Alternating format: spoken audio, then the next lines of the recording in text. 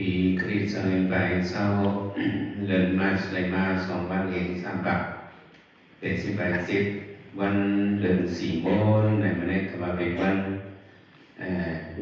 กึกปืนวันหนึ่งหลวงบอกซึ่งเบื้องมันในปืนเข่าเมื่อวันเราเรียกเศร้าขอปี2026เดือนจันทร์4 วันนั้นเนี่ยปืนเข่าปืนดาบหลอกปันสุกุลสังกัดแชร์เจ้าเขาอีกโดยประกาศคนเรือนเขาอันกุ้มเก็บแคมใส่นาการศาสนาพระวิจัยก็เฮืองเนี่ยว่าจะหนักความสิทธิมนุษย์สุมวาแห่งกลวิธีเขาแห่งเหมือนเจ้าวิธีตะกาแห่งศาสนาวิธีเฮาฮาแชร์ตะกาของน้องพ้องกันเนี่ยอันนั้นนะคนเมืองหลวงบอกซึ่งก็โดยถึงมาหลายสื่อหลายปันเชื่อคือสร้างทางของนาการศาสนาใครสังกัดเจ้าเนี่ยมันก็มีหลายปึงหลายท่านนั้นปงชนดิกในก็มีท่านนั้นเฮ็ดไผ่ในตลาดกรรมฐานในก็มีท่านนั้นปกป้องศาสนาในก็มีสัมท่านนั้นปืนเพลงโอตลาในก็มีมันมีหลายท่านเขาแผ่คนอื่นเขาในวันสัตมาสวัสดิการศาสนาคนอื่นก่อนอะไรก็มีอยู่ในเป็นปกป้องศาสนาให้ศาสนาเพศตื่นยืนถึงสามัญไปกุ้งเกี่ยมแถมซอยเรามาซึ่งนะปอกเอาความแล้วเอา3 ก็อันมามีอยู่ที่นี่เนี่ยเนาะในสุนกุลในกุ้งเกี่ยมแถมซอยศาสนาพระเป็นเจ้าเอาเฮียงเงินเฮียงใจถัดใจปันเฮียงศาสนากุ้งเกี่ยมแถมซอยในศาสนาในปกป้องซึ่งก็เราอาบอันสุนกุลอันคือถึกอันนี้ก็เราบอกซึ่งก็รายละเอียดมากมันซึ่งก็เอาเจ้านั้นคุณใดพระเป็นเจ้าจะกรมาเป็นพระมาเกียรติสมปกป้องศาสนาในข้าวดัง45 วันในก่อนเฮ็ดนาการศาสนาคือเถิดซึ่งหรือในก่อพระเป็นเจ้าด้วยเอาจอมนาการเขาเจ้าไว้เลยพระเป็นเจ้ากันสุกุลเป็นหนังว่าสัสริพุตระนั้นเจ้าเขียนไทยเนี่ยเขียนไทยในก่อปันสุกุลอิตดันไทยเนี่ยจะมอกกำลังก็เขียนไทยพุทธโคหรือว่าปันสุกุลไทยพุทธโคอย่าจะอุบาลีกัดเขียนไทยจึงกับวินีในก่อปันสุกุลไทยวินีจะนุรถากัดเขียนไทยกาติในก่อปันสุกุลไทยกาติในไทยสังขารก็มีหลายอันจำมากัสปาเรากัดเขียนไทยจึงกับทุกอย่าง13 ปืนในก่อปันสุกุลนั้นเห็นไหมปันสังขารยานด้วยซึ่งเป็นนางยิ่งเป็นคนดีนางยิ่งเขาในก็พระเป็นเจ้าปังเมืองซึ่งคนใจอย่าหันเขาในสุกุลซึ่งอยู่ในไผ่นางยิ่งก็มีปีกไส้ความมือเหมือนเช่นว่านางเขมาเทรีเป็นเมนางจอคำปฏิสาราในสุกุลไผ่พุทธโคอย่างในเขาเลยนางอุปโลกเขาจะในก็ในสุกุลไผ่พุทธโคอย่างเขมาก็ในสุกุลไผ่ยันเนี่ยจะในมันโดนปังพระเป็นเจ้าในตรงที่สิมาในเป็นเสียงคนใจคนยิ้มนั่นแหละพระเป็นเจ้าก็มาในเป็นคนทุกขึ้นลองฟิงเงี้พระราคนนั้นพระเป็นเจ้าเป็นก็ปันสุดในสุดเป็นเพลงนั่นแหละแต่ปันปุณดาสังกัยห้างเขาไว้ห้าพิคุณีคนใจยานคนใจยานนั่งยิ่งไว้ห้าในก็สนใจถ่ายคนอื่นก็พระเป็นเจ้าปันสุกุลเป็นนักเสถีอันนั้นถ้าเป็นคนที่เราได้จุกุลอันไผ่ด้านนั่งมีสาขาเขาจะในก็ได้จุกุลจะในก็มีเป็นหนังว่าอายุวัฒนาเขาจะในคนใจในก็ได้จุกุลถ้ามีการอุปสรรคเขาจะในเขาพระเป็นเจ้าปันจุกุลเขาหมอห้อยบริษัทจะในจะนั้นก็ย่อปันสืบปันจุกุลว่าคุณเอาข้ามหลายสืบหลายปันในการปกป้องศาสนาเนี่ยคนนั้นก็อย่างศาสนาเนี่ยก็เขาฝันสมกุลมาพอมาโดยเรื่องปืนเนี่ยก็มันมีหลายสื่อมันเดี๋ยวเปิดเหมือนกันเปิดหรือมันได้ก็แต่เป็นพวกขวัญเหตุสั่งทางของนาการศาสนาในกึ่งดียุบยองเนี่ยก็แต่สั่งมายองฝันสมกุลอันกึ่งทางกึ่งทางนั้นฉะนั้นจะพูดของเราลำบากเมื่อไกลนั้นมันก็มีจันทร์จันทร์อ่างจันทร์หรือจันทร์สูงมันก็ได้มีมาแล้วมี3 จันทร์ mà có đi xí xanh phải có đơn khó lại có bờ nọสุดมากสิ่งที่ยืดมันได้มีได้ขึ้นจันมันมาก็มีสามสีจันเหมือนกันอันนี้อันยุ่งยองมันนั่นก็เนี่ยบอกว่าคนเมืองอยู่หลายๆก็ด้วยถึงก็นั้นพวกคนเฮ็ดนาการศาสนาเนี่ยก็เขาจะได้ขัดใจดีในบอกว่าคนเมืองโจมจอมเป็นมุติตาซึ่งเป็นตะขาวเขาสถานะของเขาอะไรสุขุมสุดมาสิ่งที่ยืดมันนี่สลิตระคือจะได้เนี่ยก็คนเมืองด้วยถึงเนี่ยหงโจมจอมในความสุขุมอันนี้โดยเฉพาะว่าซึ่งเขาคันเดียวเขาจะน่าจะเช้าเขาอยู่ริมไผ่นาบอกแล้วก็ในสุขุมน่าจะได้เนี่ยเขาจะก็มุ่งมองสุขุมจะได้เขาก็การด้วยหันถึงบุญดานาการศาสนานาการศาสนานั้นเองที่เมื่อเขามักเข้าในศาสนาเขามีคุณพ่อหรือในหัดในทำผ่านกองแสนในเหตุสังหารกองมากเขาจะได้อยู่อย่างนึงคือว่าเสื่อมานั่งภายนาบอกแล้วเขาได้สุ่มคุ้นในเหตุการณ์สิเขาใครพวกกองศาสนาให้เป็นศาสนาผู้ส่วนพวกกองศาสนาได้ภายในสอนนิกในก็คัดเจอปงสอนนิกภายในพวกกองศาสนาเอานั่นใจแต่กาเขาให้ในพวกมีเจอบุตรเจออย่างถึงพึ่งอีกทีเนี่ยเสียจะไปในถึงสังหารผมมากเลยในปองหางในคดีกุศลในศาสนานะ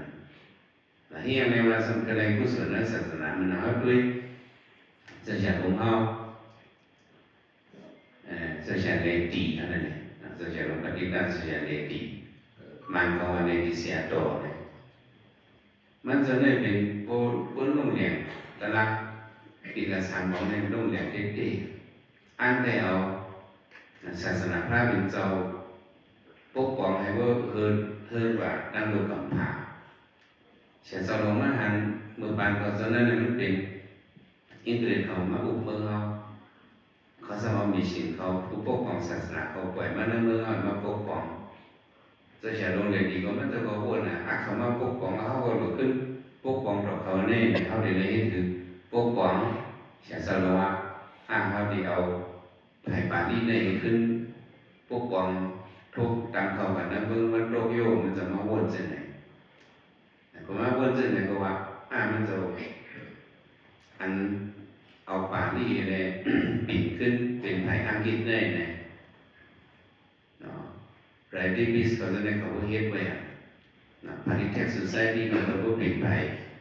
มีการสร้างกองในจุดมุ่งมั่นไปที่สถานสังเกตนั้นเขาเฮ็ดเดียวว่าเสียว่าอันนี้เขาได้พบในมันไรอันคำไปมีในที่เป็นการมีปัสนาเป็นที่เช่นในจะใช้ในที่พูดในเนี่ยมันจะสามารถเตรียมตั้งแต่ด้วยเด็กที่เป็นดีในมันเตรียมที่เป็นดีมีตั้งอย่างตั้งนั้นก็แต่ในกรรมฐานเนี่ยก็มันจะขึ้นด้วยโครงออกตั้งอย่างตั้งนั้นก็ในศาสนาปฏิบัติศาสนาขึ้นมาเป็นปันเจ้าเดินในว่าเป็นปันโซเชียลเลติเนี่ยก็มองมันเขาว่าจะคือวิวัฒนาศาสตร์เลติการนี่ขึ้นวิวัฒนาแห่งปันหนึ่งจะใช้ลงในจิตเสียงอย่างไทยสอนปงสอนดิไลก็จิตเสียงอย่างไทยเตรียมดิคันก็จิตเสียงอย่างเราเกี่ยงกับสารนาก็จิตเสียงอย่างมันจะเตรียมดิในแล้วก็ให้น้ำมันเหม็นห้องก็ให้สอดีเนี่ยกูบอกห้องในใจน้ำเหม็นในก็ก่อนในเรียกนะก็ให้หมดในมันจะขันจะให้เอาปุ้งน้ำมันสีจริงปุ้งยินสีนั่นเองเนาะเอานั่นเองให้เป็นปุ้งแต่ใครมันเองจะเต็มดีเลยต่อประการจะพูดหมดว่ามันจะคัดใจถึงไหนคัดใจถึงนั้นสิจ้าภายปริยันก็กัดเขียนภายปริบาลก็มันจะกัดเขียนเกี่ยงกันได้ห่อในมันเปิดได้คือมันจะเห็นอันนั้นอะไรก็ให้ปริยันปริบาลอะไรก็สิมันจะเปิดเห็นบ้าเรียนวิสาใครหักหน้าการศาสนาดีจ้องมันจะดีเลยที่ดีมองอยู่เนี่ยจะใช้ลงห่อเลยดีเนี่ยเหมือนนั้นมันแบบมีไฟฟ้าในเต็มทนจากบัดนั้นต่างนั้นในผมมีแต่เจ้าสั่งเจ้าจ้างเขาอ่านโอมีสองปากไปแต่ในอาบน้ำนั่นเองกลางค่ำกลางคืนเนี่ยจะแฉลงเนี่ย nung đang sang tuổi qua thế làm pháp bài qua là này có nó giống đúng giống nó tiếp năm để sởนื้ออ่างtiếp năm để sởนื้ออ่างsởนื้อทางเห็นนั้นตั้งถึงตั้งยี่เปิดหูมันจะเขาในการในเกี่ยวกับหูเจ้าคู่เขาในเกี่ยวกับหูเขาก็ว่านำมาในพูดถึงการในมาติมาห้างด้วยเองเขามาติของหูนอนวันกันโซ่อาบที่นำมาในมาเจ้าคู่เขาจะในนำมาในหลังไล่เต็มขึ้นในเอาแบบง่อยด้วยวันเขาแบบง่อยด้วยเนี่ยเป็นเฉาลงก็มาตึกนั่งก่อนจะมาลองปั่นจะตั้งเกี่ยวมาอย่างเขาตั้งเกี่ยวมาหันจะเท้าอายุพุทธเท้าตึกมาติดนั่งในเขามาลองปั่นจะเฉาลงให้มีค่าอายุโตเกียวกลุ่มอย่างสิกขาเยอะไทยปริยัติไทยปริบัติในกลุ่มอย่างสิกขาเยอะแต่นั่นเลยตึกมาติดนั่งหักปั่นเข้ามาติดปั่นนั่งสุขีเขาเลยอย่าไปเฮ็ดข้าวกายลองปั่นจะเฉาอย่าไปเฮ็ดข้าวมันสำหรับความตึกปืนศาสนาข้อนึงมันสำหรับจะอยู่แต่มีตัวหาตอนนี้เราจะเสพมาตาจึงไม่ยาจึงขันแค่บอกยาลาบีติดเตะก็รอตาหน้าจึงขันไปยาสีมันมาจากไหนในสัมสารในคาราเบลในเหตุการณ์ลูกค้ามีมาตั้งถึงตั้งที่นั่นเนี่ยนักอาจารย์นั่นเนี่ยจัดได้เลยเหตุการณ์ในเหตุวิญญาณสังขารสิทธิ์หมายการในเหตุขาดเจอสังขารเพราะฉะนั้นมันจะง้อมตัวมันแต่นั้นเนี่ยเป็นการปฏิบัติสูงแต่นั้นหมดเต็มดีที่เป็นดีตั้งเหตุตั้งนั้นเปิดมีมานะก็สังหลาเข้ามาด้วยเนี่ยจะแฉตอนนี้ใครหับนาการศาสนาใครในกุศลในศาสนาเลยแต่เขาอยู่ในโลกาเนี่ยกำลังเปิดว่าอัตหิตาปราหิตาเนี่ยเปิดเหตุสองอันนี้ด้วยอัตหิตาในเหตุตัวสกปรหิตาในเหตุเปิดโดยการเขาเรียนศาสนาเนี่ยเขาจะเห็นในสังเกตอันหนึ่งเขามีส่วนในโอกาสดีเขาเห็นเลยศาสนาฮิตาเขาเลยเห็นพุทธศาสนาเลยแต่คือเขาสังกัดจะเขาเลยเอาหยาดเขาดูเขาเจอเขาพังในศาสนาเหตุการณ์พุทธศาสนาฮิตาปราหิตาของตัวป้าอัตตาหิตาของป้า